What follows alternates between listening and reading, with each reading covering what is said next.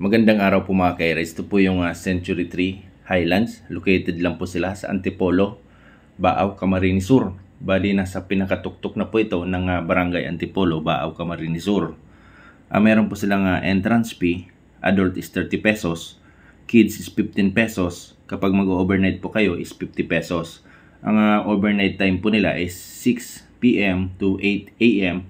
Kaso minsan po nag-extend po yung guest, pero okay lang naman po sa kanila kasi di naman po sila gaano maigpit sa oras.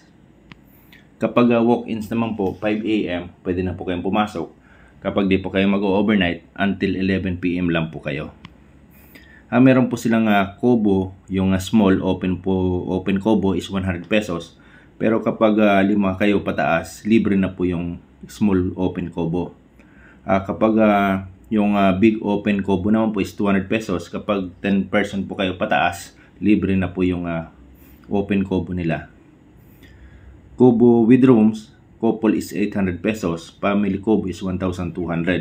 Pwede rin po kayo rito mag-rent ng tent is 300 pesos lang po. At meron silang pitching fee is 100 pesos. Sa ngayon po, dahil po sa request, meron na rin po sila ngayong bago, yung car camping. Ang car camping po ay magbabayad lang po kayo 500 pesos per car.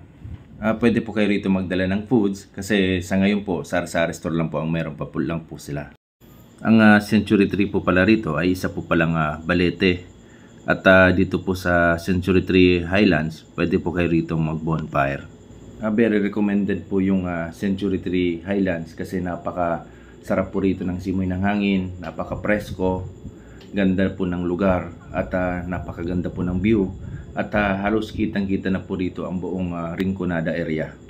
Maraming salamat po sa management and staff ng Century Highlands Park. At nagpapasalamat din po ako kay Sir Jeff. Siya po yung kumuha ng drone ko nung nakasabit po sa Century Tree. Maraming salamat po.